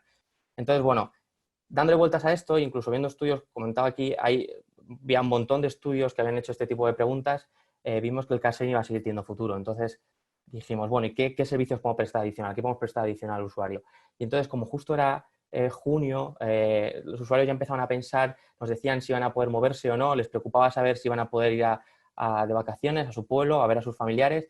Dijimos, vamos a intentar ofrecer un servicio distinto en el que permitamos alquileres de larga duración, apoyándonos en que el coche, aparte de la autonomía eléctrica, también tiene autonomía de combustible. Dijimos, vamos a ver, los usuarios estarán dispuestos a alquilar el coche por varios días para llevárselo, y empezamos a tantear el proceso. Entonces, una vez que los usuarios nos dieron las pistas de qué estaban esperando, incluso en términos económicos, en términos operativos, empezamos el proyecto, el piloto. No sé si se ha pasado esto. Vale. Esto es un poco lo que siempre hablamos, ¿no? Vamos a hacer un proyecto mínimo viable, vamos a validarlo en el mercado, validar la hipótesis, este tipo de cosas en las que, en lugar de entrar en un proyecto gigantesco que luego lo he torcido desde el principio, empezamos a validar.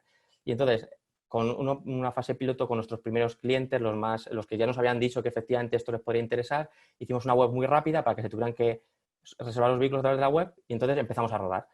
Y bueno, pues enseguida empezamos a ver, oye, pues esto me gusta más, esto me gusta menos, empezamos a evolucionar. Estuvimos 2 semanas y pico con muy poquitos clientes, con viajes muy pequeños, y enseguida abrimos el servicio.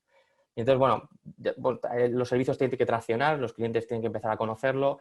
Hemos funcionado muy bien por el boca a boca, hemos funcionado muy bien por algo visual, porque la gente se encontraba el coche fuera de Madrid y entonces los usuarios nos decían, ¿cómo es esto posible? Nos escribían por redes sociales, se llegó a hacer un concurso no oficial, ¿no? Por así decir, la gente subía fotos de me he encontrado un Webull no sé dónde, y eso empezó a viralizarse, y la verdad es que que ha sido un éxito. O sea, desde nuestro punto de vista ha funcionado perfectamente. Luego lo hemos integrado todo en la aplicación y ya el servicio está completamente integrado en la aplicación, está completamente integrado en nuestro portfolio de servicios, por así decir, pero empezamos con estas partes exteriores, con mucho proceso manual, etc. Y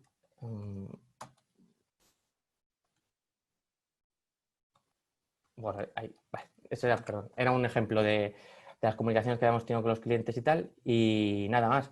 Simplemente comentar que ha sido un proyecto novedoso para nosotros y que hemos aportado algo diferente a la movilidad en estos tiempos del COVID. Y nada más. Muchas gracias por vuestro tiempo y espero que haya sido de interés.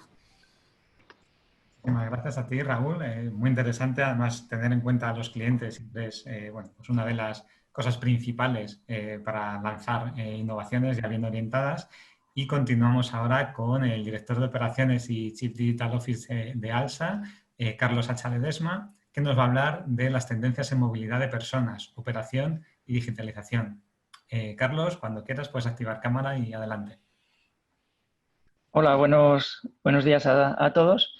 Bueno, lo primero, pues agradecer a la universidad la capacidad de organizar esta jornada y agradecer tanto a ponentes como asistentes su participación, puesto que, como decía antes Raúl, pues cada una de esas presentaciones daba casi para monográficos, ¿no? Pero bueno, hay que ser muy cáusticos hoy y contar muy rápidamente pues una visión.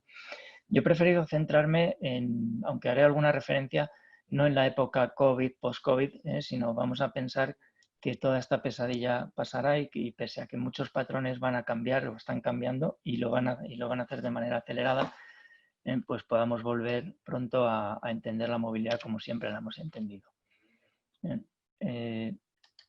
Bueno, como retos de un operador de movilidad, ¿cuáles son los retos? Pues a día de hoy, en movilidad urbana, nos centramos, los usuarios tienen que percibir el sistema de transporte como algo conocido, algo que funciona en tiempo real, que está centrado en ellos y que es un modo accesible, fácil de utilizar.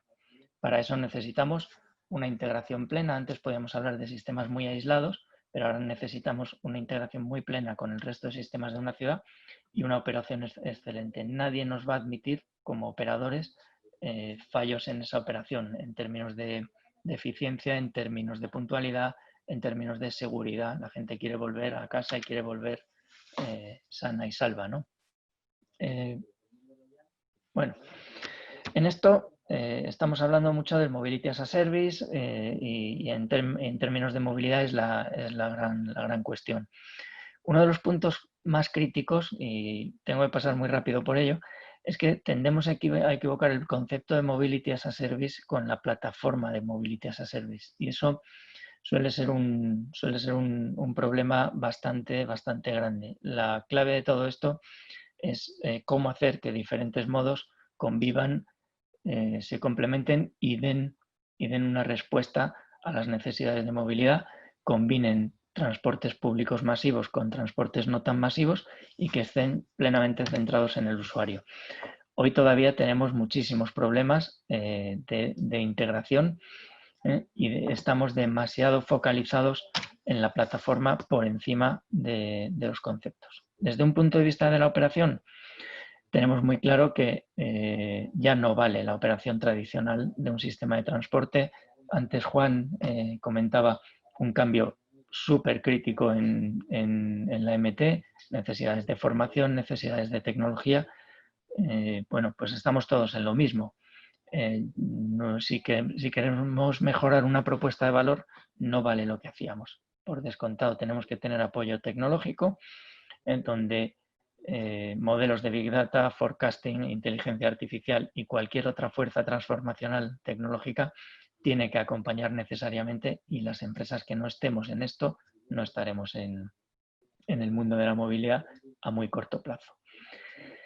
Factor crítico es la parte flexibilidad, donde pues todavía nos encontramos con demasiadas rigideces y bastantes problemas. Hablábamos ahí, oye, pues quitar el cache de la operación. Quitar el cache de la operación tiene complejidad técnica, sí, pero más aún una complejidad regulatoria y otro tipo de complejidades. Entonces, ahí tenemos todos la obligación de colaborar en modelos de regulación más flexibles, donde ahora mismo estamos en situaciones donde se comparten diferentes modos totalmente desregulados, con otros con una regulación casi infinita, diferentes modos de movilidad que nadie sabe cómo terminar de integrar, o se sabe pero hay demasiadas ideas y pocas acciones, y al final entre todos pues vamos a tener que encontrar nuevos modelos de participación público-privada adaptados a nuestra realidad. Entrando un poco más a fondo, y ahí tenemos el autobús autónomo que ya se ha hablado un poquito de él. Yo creo que entre todos y un operador de transporte tiene que ser capaz de poner a circular el círculo virtuoso. Movilidad compartida, aquí entran por descontado sistemas masivos con sistemas de menos masivos o incluso sistemas de micromovilidad, vehículo eléctrico y vehículo autónomo y conectado. Estos drivers hacen que se vayan mejorando. Es decir, si mejoramos el uso del vehículo autónomo, pues nos acostumbraremos más a vehículos eléctricos. Si hay más vehículos eléctricos, las baterías, las infraestructuras de carga, todo irá mejorando. Entonces, nos tenemos que preguntar si este círculo está funcionando o está circulando de otra manera. Por estar centrado un segundo en las plataformas que nos están haciendo perder mucho tiempo a los operadores, podemos decir que tenemos bien resuelta la parte de información y de planificación de ruta. Y el gran hito es el pago asociado al viaje. Pero no el pago en sí mismo, solo en sí mismo el pago, sino que aquí hay un problema de competencia por el cliente, por el viajero. Y es lo que nos está limitando hoy el desarrollo de estas plataformas. Todos quieren a los viajeros, los plataformeros, perdón por la palabra, lo quieren y está suponiendo un problema. Esto tiene visos de ser resuelto con los nuevos medios de pago, con los sistemas Pay as you go. No me paro en ellos, pero que son tecnologías muy disruptivas que van a preservar a los clientes y los sistemas regulatorios van a tener que prepararse para estos nuevos medios de pago y más concretamente para el EMV contactless, donde ya no solo haces modelos abiertos, sino que simplificas el acceso al sistema quitando medios intermedios de pago. Por último, y para ya cerrar, pues un poco de ideas, ¿no? Pues lo que os decía, la movilidad está evolucionando ahora mucho más rápido, consecuencia de esta pandemia. Nosotros, por ejemplo, hemos tenido que poner en marcha un modelo de ALSA movilidad segura que nos cambia toda la operación de arriba abajo, sistemas de limpieza, tiempos de parada, etc.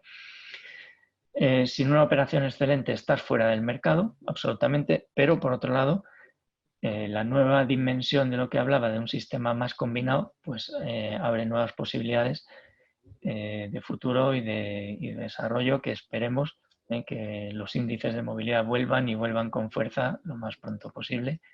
Y bueno, pues me quedo aquí, no me paro aquí, daría para hablar mucho más, pero bueno, intento ceñirme al tiempo, creo que me he pasado un minutillo.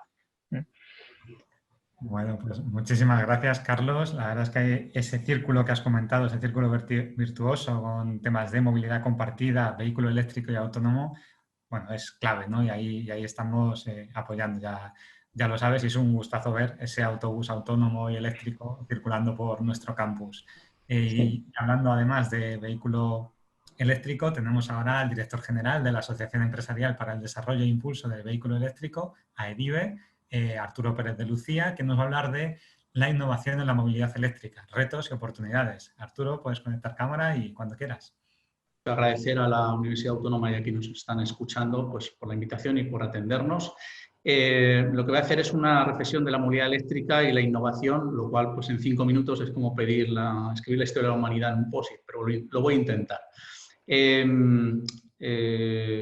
Entiendo que me está funcionando. Le he dado... Vale, perfecto. Bueno, pues simplemente explicar que AEDIB es la asociación que aglutina la cadena de valor industrial, tecnológica y de servicios en la movilidad eléctrica. Aquel que quiera obtener más información en aedibe.es puede obtenerla. Pasando a hablar de conceptos, a ver si se me mueve. Bueno, el vehículo eléctrico, evidentemente, como innovación tecnológica, pues no podemos hablar de ella porque lleva más de un siglo entre nosotros, ¿no? Lo que es más es una revolución tecnológica, pero sobre todo social, ¿no? En la transformación de la movilidad. Hemos pasado por varias etapas de la movilidad eléctrica, un renacer que tuvimos pues a raíz de la crisis petrolífera, donde se desarrolló otra vez un boom de la movilidad eléctrica, y posteriormente hubo otro irrumpir de la movilidad eléctrica, esta vez sujeta a criterios medioambientales en 1996, donde el exponente fue este vehículo que tuvo tanto éxito, pues que acrecentó el temor un poco de los fabricantes al desarrollo de la movilidad eléctrica frente a la combustión, ¿no? Bueno, llegamos a nuestros días, donde el desarrollo de la movilidad eléctrica en los últimos 10 años pues ha tenido una evolución importante, ¿no? Y sobre todo desde el punto de vista de la innovación. Hay que tener en cuenta que tenemos esta situación, ¿no? De la situación medioambiental, que verdaderamente pues, es la que se está queriendo revertir.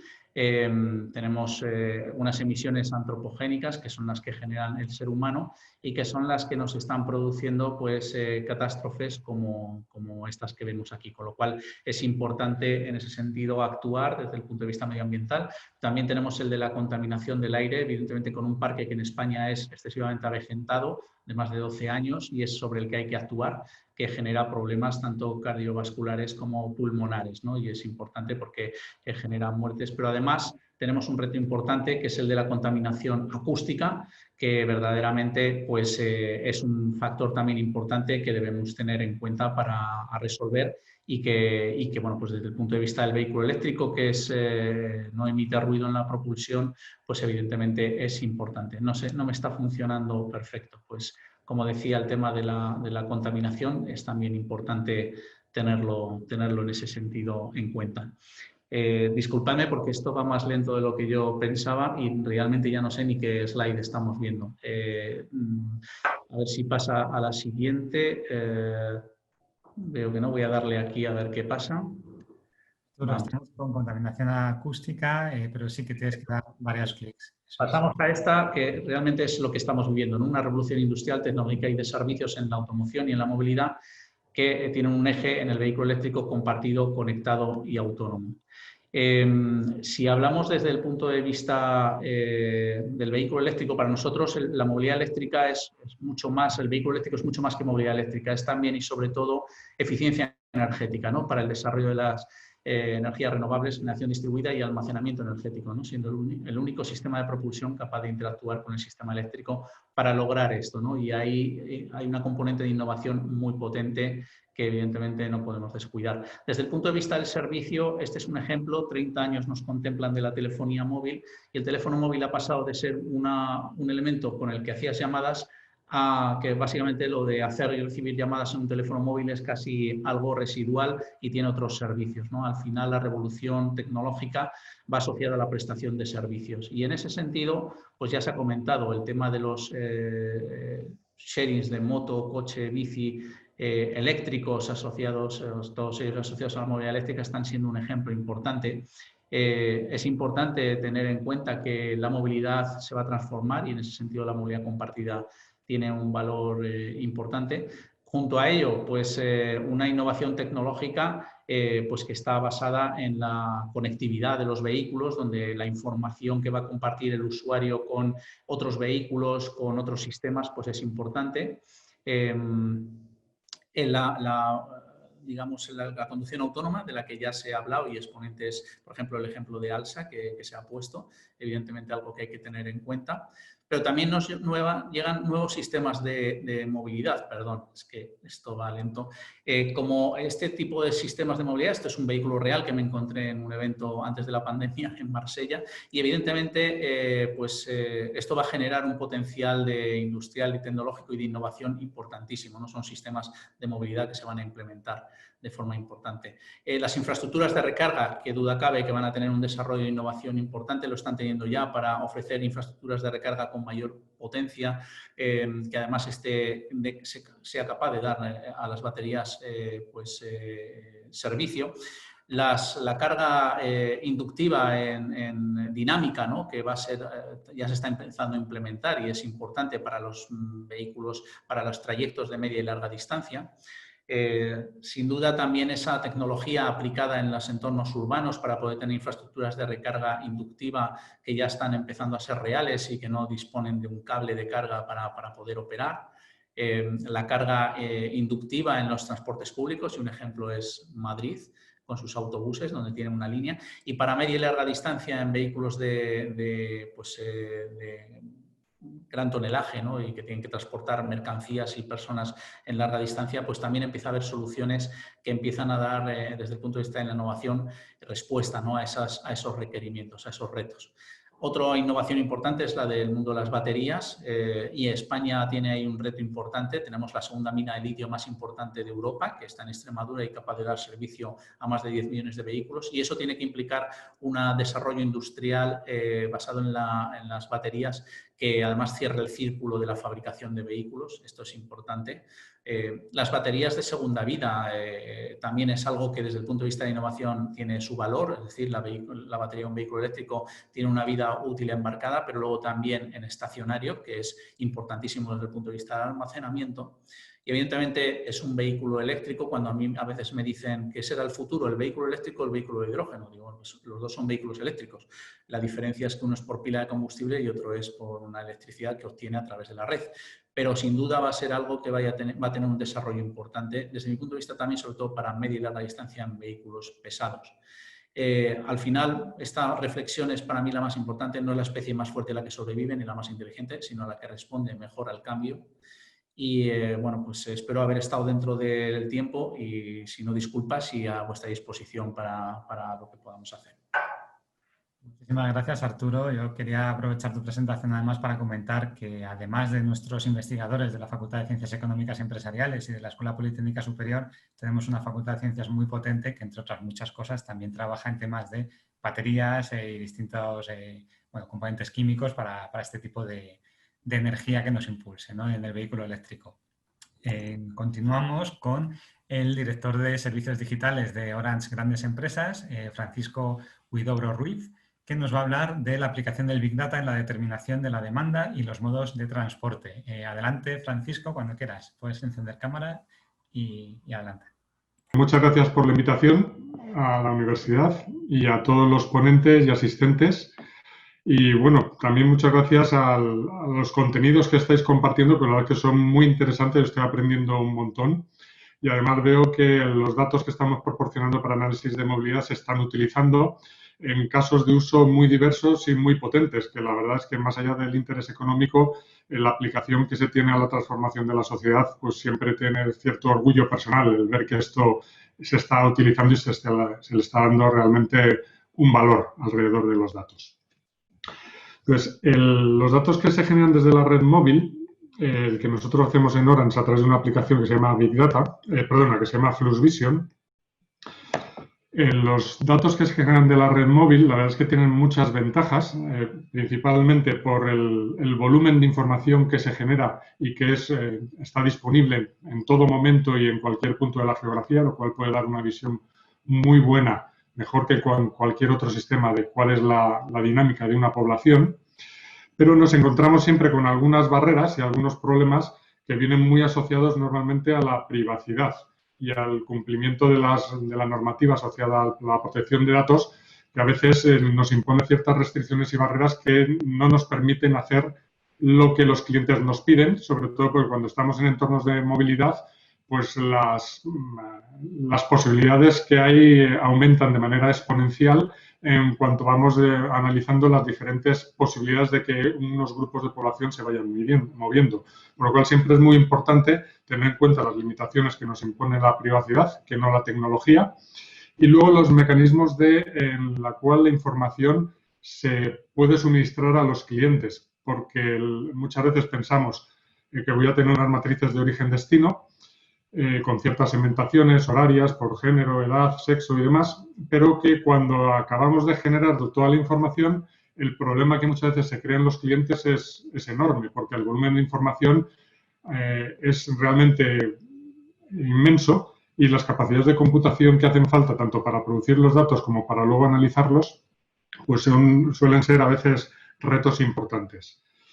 Y luego también la información que se genera de la red móvil, que inicialmente está muy asociada a los registros de matrices origen-destino, que es lo que se consume, tiene también ciertas limitaciones en cuanto al propio concepto, porque cuando tú haces una encuesta de movilidad habitual para hacer un análisis de demanda, tú le preguntas a una persona de dónde va, a dónde viene, para qué está haciendo ese movimiento, y mientras que los comportamientos, en base a la observación permanente de una línea, tenemos que inferir los comportamientos en base a unos patrones de actividad de esa propia línea. Entonces, tenemos que poner ciertos criterios a la hora de determinar qué es lo que se está haciendo, y eso te lleva a que a la hora de hacer las matrices origen-destino tengas que determinar, pues por ejemplo, necesito que para determinar cuál es el origen, necesito una inmovilidad en origen y una inmovilidad mínima en destino. Y eso hace que, por ejemplo, ciertos desplazamientos se pierdan o que sea difícil distinguir entre lo que es un viaje o lo que es un tránsito. Pero al final, normalmente cuando esto está bien entendido por el cliente, se llegan a unos resultados muy cercanos a lo que es la realidad de la movilidad, entendiendo bien y además caracterizando muy bien los motivos de los desplazamientos cuando se producen esa movilidad obligada entre los domicilios, actividad, etcétera, etcétera. Pero además también nos da una visión muy importante no solamente sobre la movilidad total, sino sobre el volumen de viajeros únicos, cuántas personas están realizando cuántos viajes, y la recurrencia, tanto a nivel si son viajes únicos, si son habituales, si son recurrentes, si son ultra recurrentes, el que siempre ayuda a caracterizar esta movilidad. Además, nos gusta complementarlo con un análisis de presencia. Y podéis pensar que ¿qué tiene que ver la presencia con la movilidad?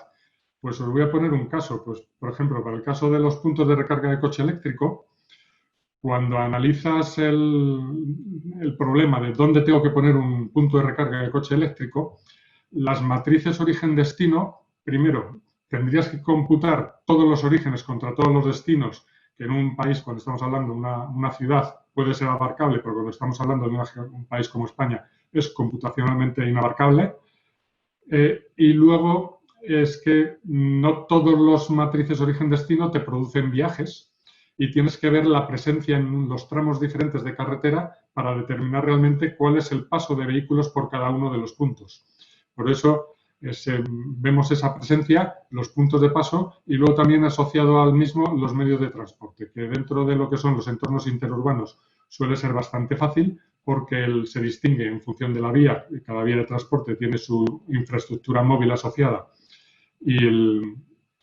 y es fácil distinguirlo dentro de la red móvil, pero cuando estamos hablando en un entorno metropolitano, entorno urbano, es bastante más difícil porque los recorridos suelen tener una velocidad de vía muy similar y porque la red móvil no es capaz de discriminar la vía que se está usando. Entonces, aquí lo que estamos explorando ahora mismo son nuevos métodos, que es enriquecer el dato de la red móvil con el posicionamiento GPS de los propios dispositivos.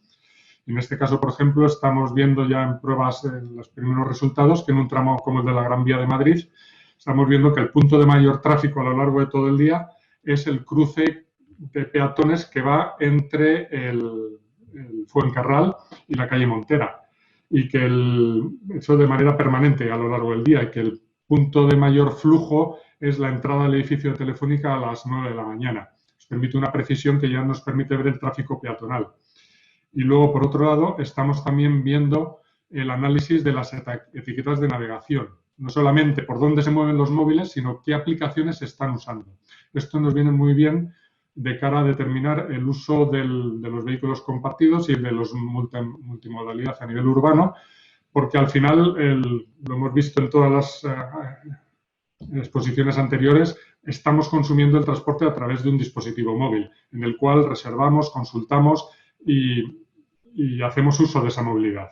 Entonces ya no es tanto el seguir a la persona con el dispositivo móvil, que eso no lo podemos hacer, sino ver el uso que se está haciendo de las aplicaciones, cuándo se abre, cuándo se consulta, cuándo se realiza esa actividad, asociarlo al modo de transporte y al desplazamiento que se está realizando, de tal manera que estamos empezando a poder realmente distinguir a nivel urbano si una persona está yendo en coche compartido, en patinete, en bicicleta o en taxi, siempre asociado al uso de la aplicación que hay por detrás.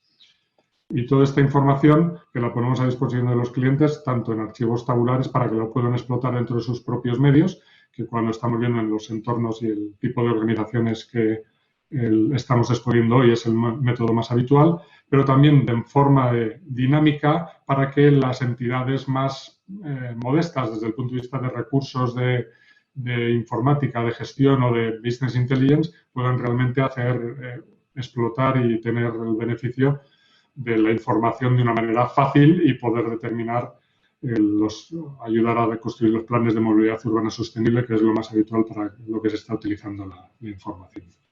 Y con esto termino y muchas gracias a todos por la atención.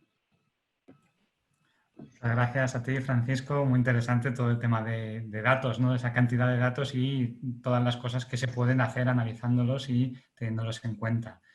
Continuamos con Mariano Silveira, que es el Global Vicepresident of Public Affairs de Cabify, que nos va a hablar de su ponencia Innovando para una movilidad segura, eficiente y sostenible.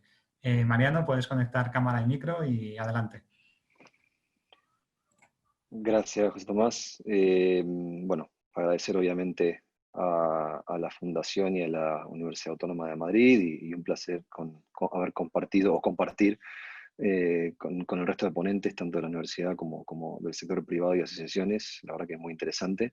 Entonces, bueno, un poco, digamos, ya doy por sentado que todos conocemos a Cabify y un poco el contar o compartir con vosotros, a pesar de que ya se ha hablado bastante, cuál es el desafío al que nos enfrentamos y cuál fue el desafío que hace 8 años atrás nuestro fundador y todos los que estamos dentro de Cabify seguimos sosteniendo que queremos realmente resolver o ayudar a resolver.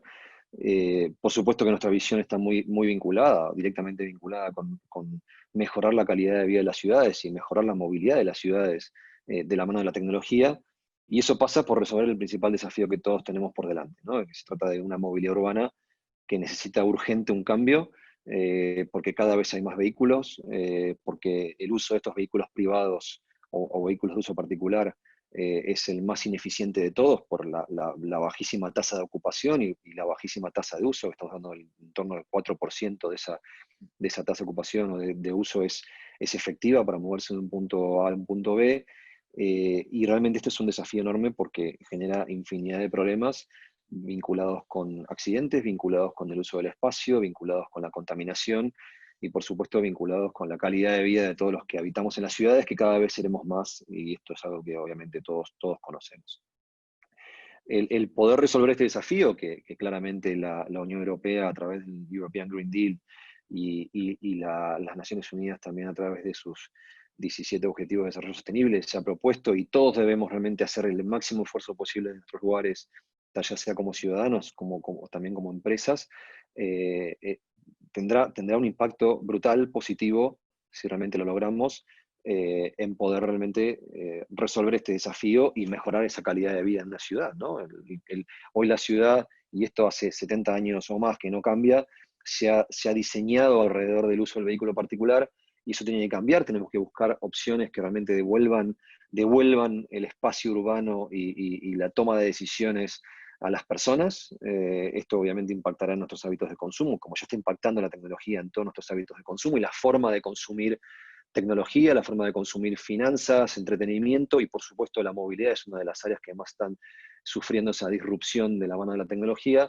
Y por supuesto esto generará oportunidades no solamente para vivir mejor, desde el punto de vista del aire que respiremos, del tiempo que tardemos en poder movernos de un sitio hacia otro, de cómo lo hagamos y qué tan barato lo podemos hacer, sino también esa experiencia de movilidad que hasta ahora ha sido bastante mala o bastante negativa, ¿no? Y por supuesto que la ciudad volverá a cobrar vida. Hemos visto todos que durante el COVID la ciudad ha vuelto a respirar, ha vuelto a nacer, ha vuelto a desarrollarse la vida, la naturaleza, y ha vuelto a ocupar el espacio que antes ocupaban y que han vuelto lamentablemente a ocupar los vehículos particulares. Entonces, el rediseño de las ciudades es una tendencia cada vez más fuerte que tendrá un impacto tremendo y que seguramente hará que hoy, que todos estamos rogando para que llegue el fin de semana y podamos escaparnos al campo o a la sierra o a la playa, bueno, pues de alguna manera podamos vivir las ciudades de otra manera, ¿no? El contexto claramente es el que es. Todas las ciudades en España y en buena parte del mundo prácticamente se da una circunstancia similar. Hay una distribución de esos millones de desplazamientos diarios, digamos, que parte absorbe el transporte público, que el objetivo es que realmente esto siga siendo así, que crezca y que realmente el transporte público, que es de lejos el más eficiente, siga siendo la columna vertebral del transporte para todas estas ciudades. Tenemos las buenas noticias que cada vez más las nuevas alternativas de movilidad, sobre todo el ir andando, la bicicleta y opciones como ride hailing o la micromovilidad vienen ganando terreno, a pesar de que si vemos el peso que tiene hoy el ride hailing dentro de todos los desplazamientos es menos del 1%, el car sharing obviamente, como decía nuestro compañero de Webull, pero sobre todo seguimos viendo ahí ese peso gigante que sigue teniendo el uso del vehículo privado, que puede oscilar perfectamente entre el 20% a más del 50%, incluso 60% del total de desplazamientos que hoy se realizan en una ciudad. Entonces, bueno, eso que se escucha de fondo es la aspiradora, espero que no moleste el ruido. Entonces, ¿cómo podemos hacer para ganarle terreno a esos desplazamientos de vehículo privado que claramente hoy generan una ocupación altísima del uso del espacio? Gran parte del espacio urbanizable de la ciudad está ocupado por vehículos aparcados, perdemos muchísimo tiempo y gran parte de la contaminación que se genera está vinculada con buscar un sitio para aparcar y sobre todo ese uso totalmente ridículo de entre el 3 y el 4% de estos vehículos, ¿no? La gente claramente no quiere volver a la situación pre-COVID y si realmente no logramos un cambio e impacto importante en el cortísimo plazo y que eso se logrará de la mano de la tecnología, la verdad que habremos desaprovechado una oportunidad enorme, ¿verdad? ¿Y cómo se resuelve esto? ¿Dónde están las trabas y las oportunidades? En definitiva, el por qué la gente sigue utilizando su vehículo particular para poder moverse pasa por una cuestión de la experiencia, ¿no? Seguimos teniendo el vehículo particular a nuestro alcance, suponemos que es gratis, a pesar de que ya hemos pagado cuando lo compramos y pagamos una fortuna de dinero por algo que realmente usamos muy poco, pero sobre todo esa comodidad, ¿no? Esa comodidad de tener, que no depender de nadie, de realmente todas esas ansiedades y angustias de la experiencia de moverme, cuando yo utilizo mi propio coche, parece que estuvieran resueltas. La verdad es que estamos lejos de que eso sea así, y el problema, lo bueno aquí, es que todas las nuevas alternativas de movilidad, mediante la tecnología y la innovación, venimos encontrando esas soluciones, esos puntos de fricción que tiene la experiencia de movilidad, porque cada vez lo estamos haciendo mejor, cada vez lo hacemos más rápido y cada vez entendemos mejor cuáles son las motivaciones que un usuario le lleva a poder elegir una alternativa u otra, ¿verdad? Entonces aquí la tecnología juega un factor clave en entender ese Customer Journey. Cada vez que nosotros decidimos movernos de un sitio a otro, pensamos diferente, nos motivan razones diferentes, los comportamientos son diferentes, más ahora que ha pasado el COVID y que claramente la normalidad pasa a ser completamente diferente de lo que era en la situación pre-COVID. Y la clave está en entender, ¿no? En entender cómo funciona esa experiencia, ese Customer Journey de punta a punta, desde que decidimos movernos y pensamos en cómo hacerlo, hasta el final que realmente la opción que elegimos nos ha gustado tanto que incluso queremos compartirla con nuestras redes y nuestro entorno cercano para decir, bueno, pues esto me ha resuelto la vida, ha cubierto muy por encima mis necesidades de movilidad y quiero compartirlo, ¿no? Entonces, entre medio existen infinidad de puntos de fricción, infinidad de oportunidades que realmente la tecnología hoy nos ayuda a poder entender, a poder leer, a poder interpretar y a poder definir y diseñar un Customer Journey para cada una de las opciones de movilidad, para cada una de las personas y para cada uno de los momentos en los cuales se elige moverse con cada una de las opciones, ¿no? Existen emociones, ansiedades, angustias, existen infinidad de comportamientos y de emociones que hacen de que uno elija una cosa u otra, por mencionar simplemente una, el no conocer el precio de antemano, y que esto ha sido un lastre realmente que ha ido apartando demanda en el sector del taxi. Cuando uno se sube en taxi, por ejemplo, en gran mayoría de esos viajes uno no sabe realmente cuánto va a costar ese viaje y se termina enterando cuando llega al final, ¿no? Entonces, esa simple barrera, esa simple fricción en la experiencia, que es clave y que es una de las principales motivaciones que hace que uno no se tome un taxi y elija otra alternativa, el taxi ya está buscando resolverla, por suerte, de la mano de la tecnología, pero es una de las tantas innovaciones que las nuevas alternativas de movilidad hemos traído al ecosistema para poder resolver esos puntos de fricción, ¿no? ¿Y cómo lo hacemos? Bueno, pues claramente esos ciclos de innovación que ejecutamos en Cabify, y que ahora voy a explicar cómo, permiten entender, permiten leer todos estos Customer Journey, que hay miles, depende de la audiencia, depende del momento, depende de la opción de movilidad que se trate, depende de si llueve, depende del barrio de Madrid que se trate, hay miles de variables que afectan a cada una de estas situaciones, y la tecnología es la única herramienta que nos permite medir todas y cada una de estas oportunidades, de estos puntos de fricción, y poder actuar en consecuencia para resolverlos, ¿verdad? Entonces, aquí por mencionar una de las tantas iniciativas que un poco explica, primero, cómo trabajamos en Cabify. En Cabify somos cientos de personas que estamos todos abocados a resolver esas fricciones, a resolver esos puntos de dolor de las experiencias de movilidad. Por supuesto, somos una plataforma tecnológica que, como les decía, resuelve una necesidad de movilidad para moverse de un punto A a un punto B para un usuario, y lo hacemos de la mano de infinidad de alternativas, y vamos a seguir, por supuesto, creciendo en esas alternativas de movilidad, pero sobre todo, todas esas dudas y esas preguntas que decíamos que había que resolver para mejorar esa experiencia y para lograr que los usuarios dejen de depender del uso del vehículo particular y empiecen a utilizar otras alternativas, pues pasa un poco por entender estos desafíos, ¿no? Solo he mencionado algunos, trataré de profundizar, no tanto porque tenemos poco tiempo, soy el último y tengo esa presión, pero bueno, ¿cómo eliminamos esas fricciones en la experiencia, ¿no? ¿Cómo hacemos para que la información esté en el momento necesario? ¿Cómo hacemos para que yo pueda resolver esas dudas que tenía de cuánto me va a costar un viaje, cuánto tiempo voy a tardar en llegar? El tiempo aquí es clave, incluso es aún más importante que cuánto me va a costar, es saber cuánto tiempo voy a perder en esperar el vehículo, o en esperar al autobús, o en ir caminando a buscar la bicicleta compartida o la moto compartida, o cuánto tiempo voy a demorar en aparcar el car sharing. Hay infinidad de opciones, pero en todas la variable principal es el tiempo, porque para nosotros inconscientemente el tiempo es lo más valioso que tenemos y no queremos desperdiciarlo en fricciones y en cosas innecesarias, ¿no? Entonces, todos esos puntos, claramente la tecnología nos ayuda mucho a eliminarlos. En Cabify todos los equipos estamos abocados a resolver esos desafíos. El otro, por ejemplo, desafío clave es la accesibilidad. Hoy en ciudades como Madrid o en España mismo tenemos millones de personas que ven muy limitadas sus alternativas de movilidad. Ni hablemos en los entornos rurales, fuera de las grandes urbes, que la cantidad de alternativas para moverse es nula, solamente la única opción que tú tienes es moverte con tu vehículo particular.